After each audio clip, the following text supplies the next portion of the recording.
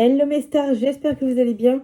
Aujourd'hui, je vous retrouve dans une nouvelle vidéo où on va parler ensemble de mes sagas qui ont été commencées, avancées, etc. Ça fait un moment que je veux faire cette vidéo et j'attendais vraiment à peu près la fin de l'année pour avoir en globalité tout ce que j'ai lu et tout et avoir lu un maximum de livres. Donc on est fin novembre, je pense que c'est le moment de faire cette vidéo. D'autant plus que j'ai beaucoup de sagas dont je veux vous parler.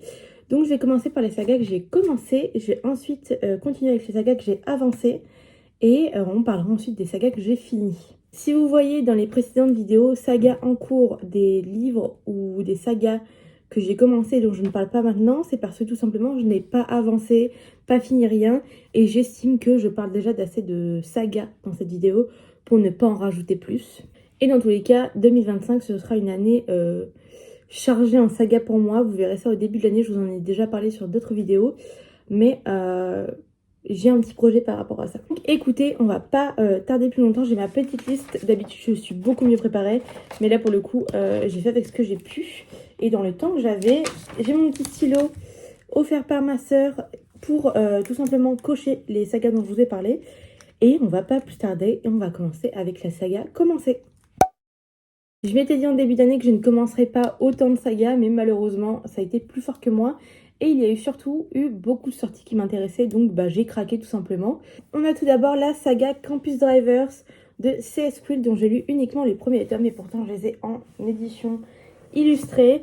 Je sais qu'il y a les deux autres tomes qui sont sortis, mais qui ne sont pas du tout, du coup, en édition illustrée. Je sais pas si je les achèterai quand même, parce que j'ai peur qu'ils les sortent en édition illustrée, et que du coup, mes 5 tomes ne soient pas pareils, mais bon. C'est une saga que j'avais fortement envie de lire, et surtout, j'ai pu lire le premier tome dans une vidéo Découvrir C.S. Quill. Toutes les vidéos dont je vous parlerai seront en barre d'infos dans tous les cas. Et tout simplement, il me tarde de les lire, je ne sais pas pourquoi je les lis pas. Il y a toujours des livres qui passent en priorité, mais je veux absolument pouvoir avancer cette saga parce que tous les commentaires et tous les avis sont super positifs. Donc il me tarde de la continuer et c'est sûr que je le ferai en 2025. Et d'autant plus que j'adore C.S. Quill et je l'ai rencontrée au FNR. Et la manière dont elle était joyeuse et positive me donne encore plus envie de lire tous ses livres, sachant que j'en ai déjà lu pas mal. Donc ce serait cool d'avancer cette saga. On a ensuite la saga Divine Darkness de Anne Atrice. Vous allez voir, il y a beaucoup de livres Hugo New Romance, mais c'est une de mes maisons d'édition préférées. Et c'est une des maisons d'édition que j'ai le plus lu, étant donné que j'ai été au FNR cette année. Donc j'ai lu le premier tome de la saga Divine Darkness, donc une offrande de chair et de sang de Anne Atrice chez Hugo New Romance, enfin Romantaisie, pardon. C'est pour le coup de la vraie romantasy, de la vraie fantaisie qui fait plaisir à lire. Bon, pour le coup, il y a de la romance et c'est principalement mis sur la romance, même si j'avoue que j'adore aussi la fantaisie pure et dure.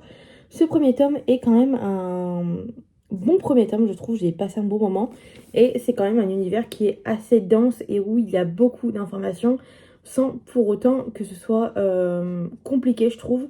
Le world building est très bien construit, donc j'ai hâte de pouvoir continuer cette saga. D'autant plus que ça fait longtemps que j'ai pas lu des livres de fantasy de cette manière. Donc j'ai tout simplement hâte de lire la suite. Et je sais qu'en plus, en janvier, les 3 tomes seront sortis. Donc je n'ai aucune excuse pour ne pas avancer cette saga l'année prochaine. C'est sûr que je le ferai. Je passe ensuite à la saga Palisade Park que j'ai commencé vers l'été, fin d'été. Et que franchement j'ai beaucoup aimé, c'était très sympa à lire. Maintenant c'est pas une saga qui est prioritaire même si j'ai passé un bon moment. Et j'ai principalement lu pour le festival New Romance. Et j'ai pas eu la chance de voir Mallory Cassis malheureusement pour le faire dédicacer. Mais c'est pas grave, c'était une petite lecture sympa. Maintenant, je ne suis pas sûre de continuer la saga tout de suite, mais c'est certain que dans ma vie, je le ferai certainement. On a ensuite la saga Les McCoy de Alexiane Thiel, pareil chez Hugo New Romance. Ce livre a été un méga coup de cœur pour moi. En plus, je l'ai lu dans la bonne période vu que je l'ai lu en automne. C'était un gros bébé quand même vu qu'il fait quasiment plus de 500 pages, 600 pages même. Mais j'ai passé un agréable moment et c'est certain que c'est une saga que je vais continuer parce que j'ai adoré l'ambiance, j'ai adoré les personnages, j'ai adoré la manière dont l'autrice a amené les choses. Et c'est certain que je le lirai pour octobre-novembre, je pense, parce que même septembre, parce qu'il y a une vibe qui est d'automne de ouf. Et c'est vraiment ce que j'ai beaucoup aimé.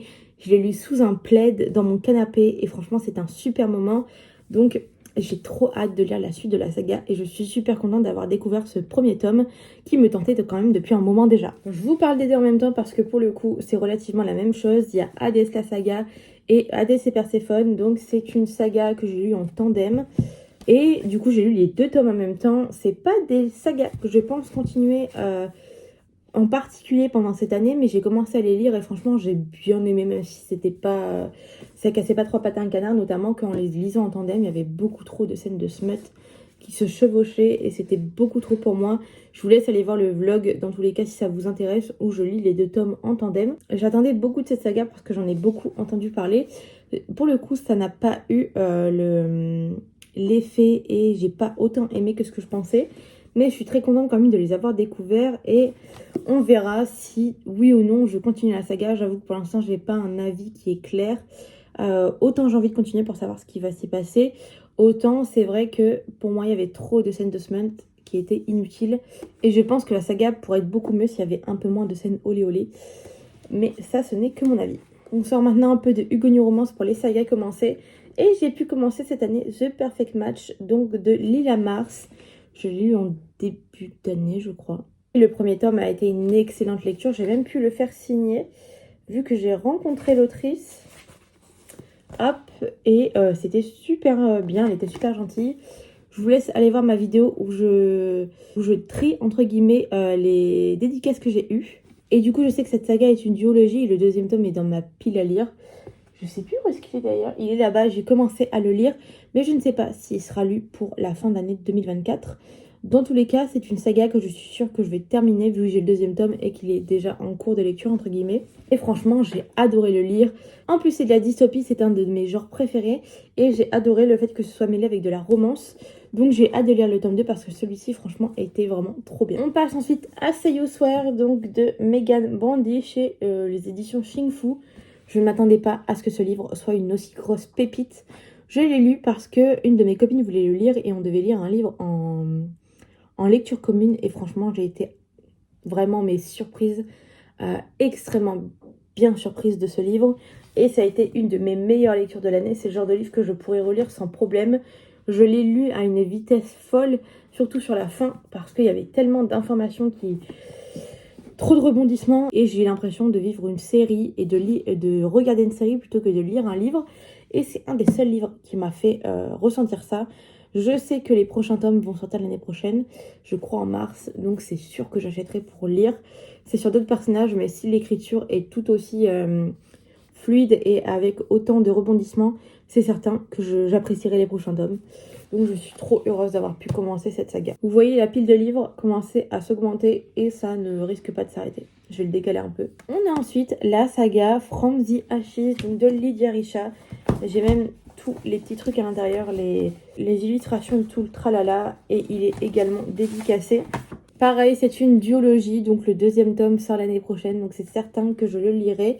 Mais il fait toujours partie de mes sagas commencées. C'était un premier tome qui était franchement intéressant, d'autant plus que c'est le premier livre de l'autrice. Il manquait selon moi pas mal d'informations et de détails, mais elle l'a expliqué que pour elle c'était pas intéressant dans ce premier tome et que tout se passerait dans le 2e tome. Donc j'ai hâte de lire le 2e tome et de me faire un avis global de la saga, et en espérant que du coup le 2e tome arrive entre guillemets à mes espérances, même si j'ai pas été déçue pour autant de celui-ci. On passe ensuite à L'Empire des femmes de Cassandre Lambert chez Didier Jeunesse. Franchement, j'ai été agréablement surprise de ce livre, même si au final ça n'a pas été la lecture du siècle, mais j'ai beaucoup aimé les informations dedans et les sujets qui sont abordés, notamment le fait que le world building dedans n'est pas patriarcal mais il est matriarcal, et c'est les femmes qui sont en haut de la chaîne hiérarchique, je sais pas comment expliquer, de l'échelle hiérarchique. Et ça amène tout simplement beaucoup de combats qui sont différents et on inverse globalement le problème que nous on a dans le monde actuellement qui est patriarcal, et ça permet vraiment d'inverser les problèmes et de voir quelle serait la différence entre les femmes et les hommes, même si je pense que ça dépend tout bonnement de l'avis des gens et de la manière dont ils voient les choses. Mais j'ai beaucoup aimé ce premier tome et j'ai hâte de lire le 2e parce que j'avoue que la fin, je n'ai pas été très conquise par la fin, entre guillemets. Enfin, c'est surtout que j'attends d'avoir le 2e tome pour avoir plus d'informations et me replonger dans cet univers et voir où est-ce que ça nous mène. On a ensuite la saga Shattered Dream, donc de Eugénie Bielens. J'ai là le petit marque-page dedans. ce sera pour lire le tome 2, je vais le sortir d'ailleurs. C'est une romance avec du hockey sur glace. J'ai été traumatisée des romances avec du hockey sur glace cette dernière année. Vous le verrez dans mon top des pires livres que j'ai lus cette année. Je vous spoil un peu. Mais celui-ci m'a convaincue et m'a ralliée à ce genre qui est la romance avec du sport. Parce que pour le coup, je n'aimais pas trop ça. C'était pas quelque chose que je lisais énormément. Et franchement, ce livre-là, j'ai beaucoup aimé. C'est un petit Enemies to Lovers bien sympa. Avec beaucoup de féminisme dedans que j'ai beaucoup aimé. Et j'ai hâte de lire la suite de la saga parce que pour le coup, la fin nous laisse sur le cul tout simplement parce qu'on a envie de connaître la suite. Et j'ai hâte de découvrir les prochains personnages qui seront dans ce livre. Dans le prochain livre du coup, dans le deuxième. On passe ensuite au premier tome de Ginevra Rousseau de Gaël Bonacieux qui est chez les éditions Octoquill. Ce livre est une beauté, je ne regrette absolument pas de l'avoir acheté. Je l'ai acheté pour mon anniversaire, il y avait plein de goodies avec des petites illustrations, elles sont juste ici. Là, hop. Et franchement, ça a été une excellente lecture. Maintenant, je ne sais pas du tout quand sort le tome 2. D'ailleurs, j'hésite à envoyer un message à Gaël pour avoir des nouvelles parce que franchement, j'ai envie de continuer cette saga et j'ai envie qu'elle soit dans mes sagas avancées pour 2025. Donc, je pense que je lui enverrai un message pour savoir parce que franchement, ça a été une petite pépite et j'ai adoré me plonger dans ce livre. On a ensuite Maxton Hall, donc de Mona Keyston, qui est chez les éditions Hachette. Je l'ai lu parce que j'ai adoré la série. Et j'ai absolument pas été déçue par rapport à la série parce que la série était selon moi une des meilleures séries que j'ai regardées en 2025 et il y avait énormément de détails qui faisaient qu'on n'avait pas l'impression que ça venait d'un livre. Je m'explique. Souvent, on a tendance à avoir des adaptations de séries de livres qui sont pas super bien adaptées et j'ai trouvé tellement bien la série que je me suis dit que j'allais lire le livre. Et franchement, le livre ne m'a pas déçu. J'ai hâte de lire le tome 2 pour avoir la suite de la saga. Parce que pour l'instant, la série n'est pas sortie. Mais du coup, je veux avoir la suite dans les livres. Vu que ça se ressemble fortement, ce sera relativement la même chose que dans la série. C'est juste que c'est deux manières différentes de le découvrir. Et je dois avouer que j'aime beaucoup ces deux manières différentes. Parce que on a l'impression de regarder et lire la même chose sans vraiment que ce soit le cas. Je sais pas trop comment vous expliquer, mais moi ça ne me dérange pas pour le coup. Et j'aime bien avoir cette ambivalence et cette différence qu'il y a entre les deux. Et pourtant ça se ressemble énormément. C'est juste une manière différente de redécouvrir le livre ou la série. Donc le tome 2 est dans ma wishlist, comme beaucoup de tomes 2 dans cette pile de livres.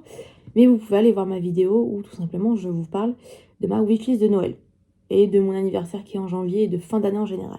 On passe ensuite à Magnolia Park, donc de Jessa Hastings, chez les éditions Hauteville. Au début, je n'aimais pas du tout les couvertures. Et maintenant, je suis amoureuse des couvertures parce qu'en fait, on se rend compte que tout ce qu'il y a sur la couverture a un rapport avec ce qu'il y a dans le livre. Et sur le coup, ça paraît un peu gros comme ça. On se dit, mais cette couverture n'a pas de sens. Et en réalité, elle en a beaucoup parce qu'une fois qu'on a fermé le livre et qu'on a tout lu, on se rend compte que tout a une signification.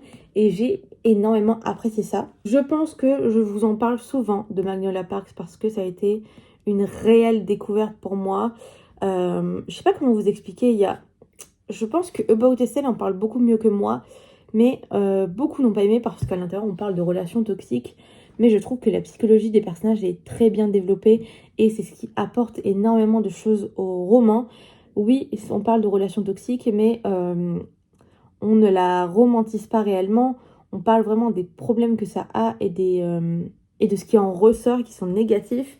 Et j'aime beaucoup les personnages parce que ils montrent une réalité qu'il y a, notamment dans les familles ou dans les groupes d'amis qui sont fortunés, qui, je pense, est plus ou moins la réalité. Et pour ceux qui ont bien aimé Gossip Girl, j'avoue que ça ressemble quand même pas mal. Et il y a un peu cette vibe Serena van der Woodsen ou alors Blair Waldorf, qui sont très fans de mode parce que tout simplement notre personnage principal Magnolia est très fan de mode et elle connaît tout par cœur et j'avoue que c'est un aspect du roman que moi j'ai beaucoup aimé. J'avais peur au début que ça m'énerve et au final j'ai adoré ça. Donc je le conseille vraiment pour tous ceux qui ont aimé Gossip Girl tout simplement.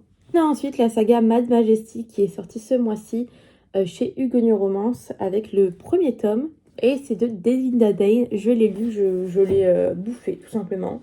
J'ai eu ma dédicace quand je l'ai vu. Elle m'a vu, elle m'a dit mais tu l'as pas lu toi. J'ai dit non, je l'ai pas lu. Et du coup voilà, tout simplement, j'ai eu ma petite dédicace et je l'ai lu dans la foulée. Et c'est une des meilleures romances que j'ai lues cette année, tout simplement parce que j'ai adoré le cadre qui est la royauté. Et j'ai beaucoup aimé l'humour qu'il y avait dedans quand il y en avait, mais aussi les sujets abordés qui franchement ne détonnent un peu avec tout ce que j'ai pu lire et qui changent fortement. Donc franchement, je vous le conseille fortement si vous vouliez un livre qui parle de royauté avec un mariage arrangé et un petit ennemi sous le verse. Et c'est certain que je continuerai cette saga parce que j'ai beaucoup aimé et en plus les couvertures sont magnifiques. J'ai hâte d'avoir le tome 2 même si je ne sais même pas s'il est écrit. On passe ensuite à Divine Rivalité, donc de Rebecca Ross chez les éditions de Saxus. J'ai niqué mon livre à l'arrière, je sais pas ce que j'ai foutu, il faut que je remette la jaquette et que je le nettoie parce que c'est pas possible, c'est tout collant, je comprends pas ce que c'est. Et je l'ai dévoré également ce livre. J'ai le deuxième tome qui doit arriver chez moi bientôt, enfin je dois aller chercher à la librairie, j'attends de recevoir le mail. Mais c'est certain que je le lirai quasiment directement ou alors j'attendrai le début de l'année prochaine pour pouvoir le finir. Mais je ne m'attendais pas à avoir une lecture aussi fluide et aussi agréable. Même si c'était un livre qui me tentait beaucoup, je ne m'attendais pas du tout à ce qu'il allait se passer dedans et pour autant, j'ai pas été déçue. Donc ça m'arrange et en plus, c'est qu'une duologie alors que je pensais que c'était une trilogie. Donc d'un côté, je suis contente que ça me fasse moins à lire et de l'autre, j'aurais aimé avoir plus de temps avec les personnages. Problème de lectrice. N'hésitez pas à me dire si vous l'avez lu ce livre et si vous tente, d'autant plus que la couverture est magnifique. Là, c'est la couverture du relié, mais il y a également la jaquette qui est dans ma bibliothèque. Et je regrette pas du tout d'avoir acheté le relié parce que franchement, il est trop beau. Même si j'essaye de redescendre mon achat de relié, cette année, je pense que j'ai assez réussi le défi. Et l'année prochaine, je compte en acheter encore moins. En e-book, sinon, j'ai commencé Villa Emilia de Elodie Federbe qui sont des livres en auto-édition. Villa Emilia, c'est une saga de dark romance. J'ai beaucoup aimé le premier tome, mais j'avoue que j'en ai pas énormément de souvenirs. Quand j'y repense, je me rappelle de ce que j'ai lu, je me rappelle de certains détails, mais c'est pas en profondeur. Et franchement, je sais pas si c'est une saga que je vais continuer, parce que je l'ai lu, parce qu'il y a eu pas mal de hype dessus l'année dernière ou en début d'année.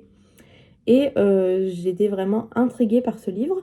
J'ai lu le premier tome, et je sais pas du tout si je lirai les prochains tomes. Mais il est dans mes sagas commencées et on verra l'année prochaine si le deuxième tome me tente ou pas. J'ai fini pour les sagas commencées. Vous voyez qu'il y en a quand même pas mal, il y en a un paquet. Il y a genre 17 sagas commencées, ce qui est énorme. Ça fait beaucoup quand même, et beaucoup dont les tomes ne sont pas encore sortis ou ne sont même pas annoncés. Donc en vrai c'est cool parce que j'ai le temps de finir d'autres sagas avant. Et il y en a qui sont déjà sorties et entières, donc il faudra que je les continue tout simplement.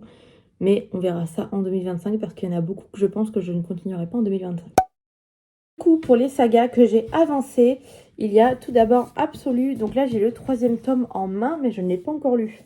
J'ai lu le deuxième tome uniquement. J'ai lu jusqu'à la page 41 pour le troisième tome. Je pense le finir à la fin de l'année. Mais j'ai lu déjà le tome 2 qui était franchement très bien. Et j'ai hâte de lire ce tome 3 pour enfin finir la saga. Et vous verrez du coup dans ma vidéo l'année prochaine si j'ai fini la saga ou pas.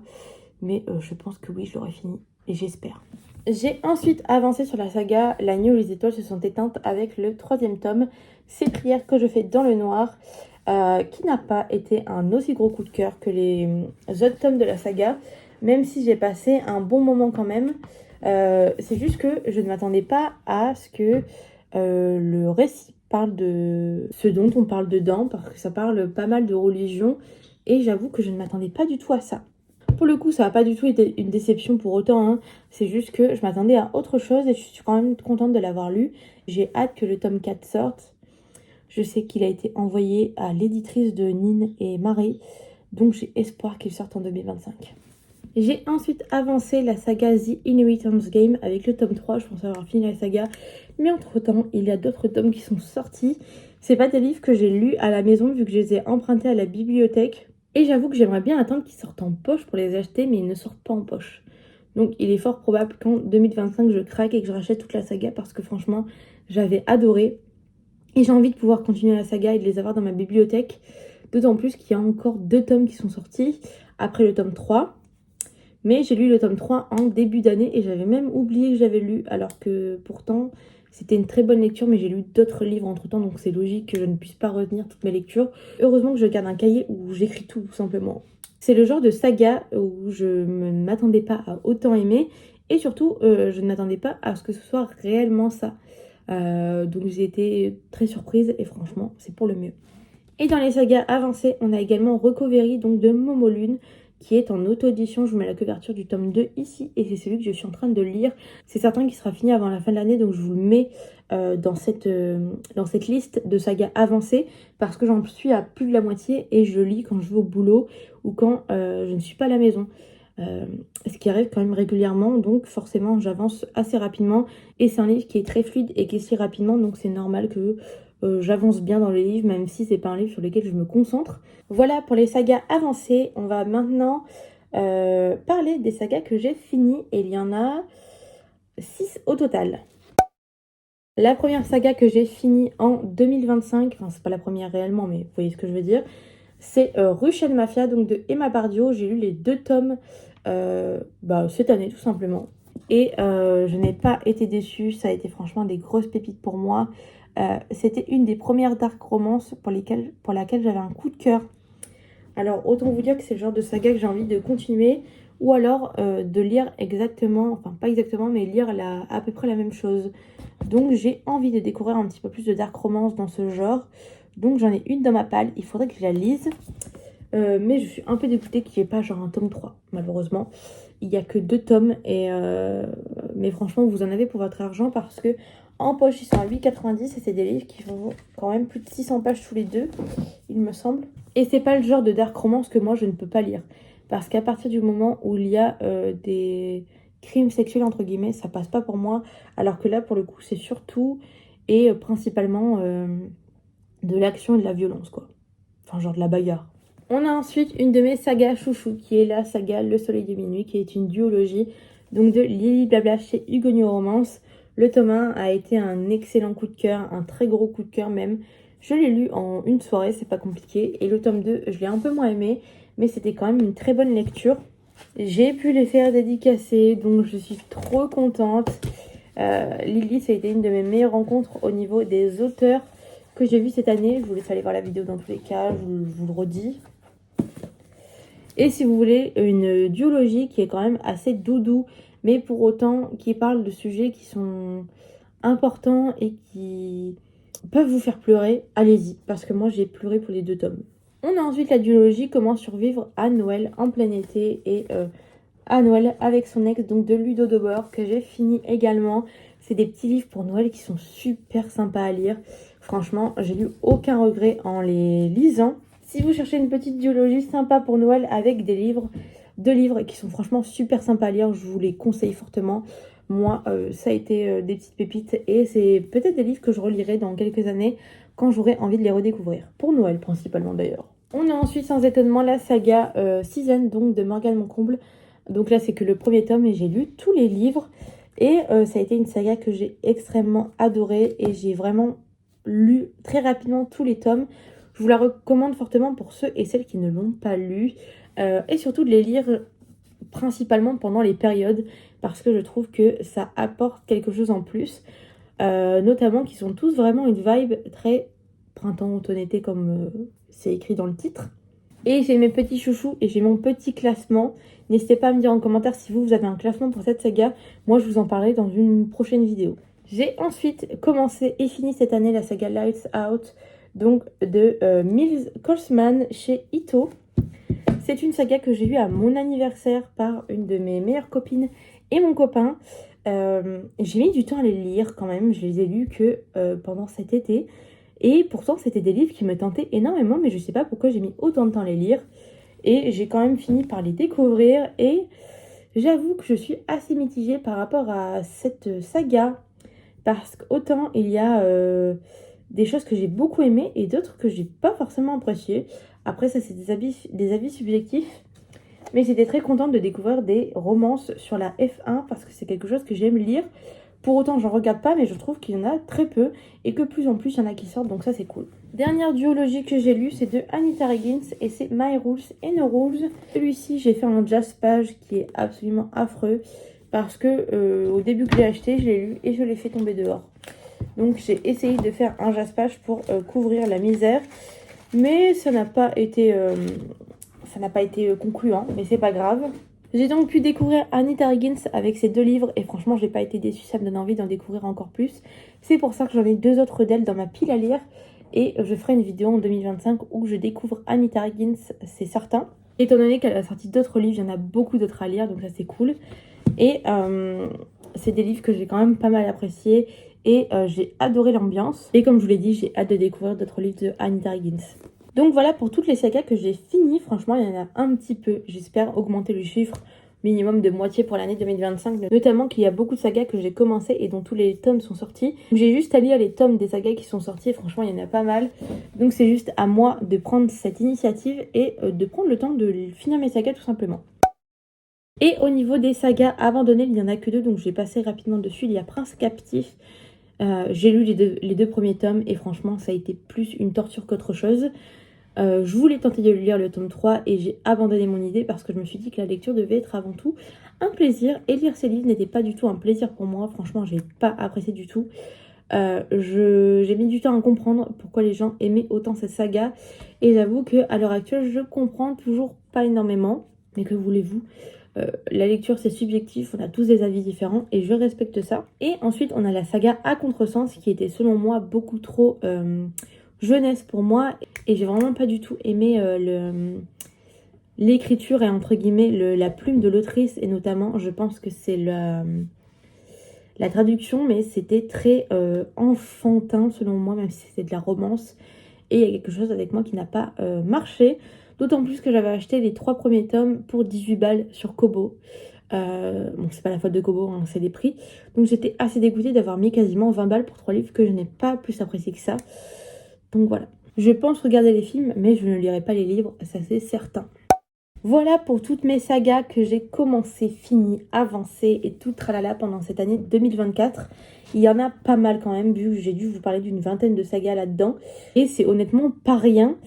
Je voulais me calmer avec les sagas et au milieu de l'année, je pense, même début de l'année, au bout de mars, je me suis rendue à l'évidence que c'était trop compliqué pour moi de ne pas commencer des sagas, tellement il y a des livres qui me tentent. Donc je pense que le tout, ce n'est pas de ne pas commencer de sagas, le tout c'est d'avancer les sagas qu'on a déjà commencées et de les terminer. J'ai d'ailleurs oublié de vous parler d'une saga, vu que c'est la saga Défier la nuit, j'ai lu le premier tome, je vous mets la couverture juste ici.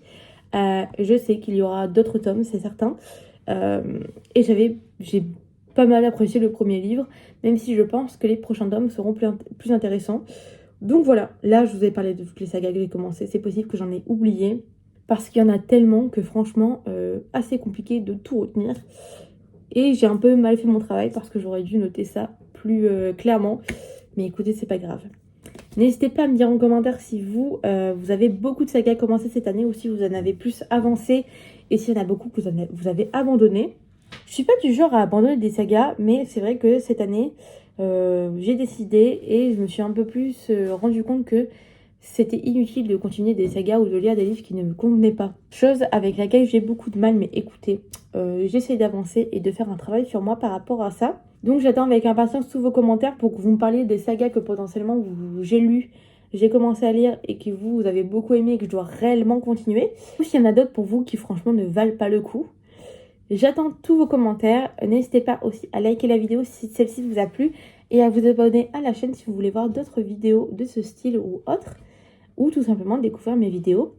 Et je vous retrouve la semaine prochaine dans une nouvelle vidéo et je vous fais des gros bisous. À bientôt.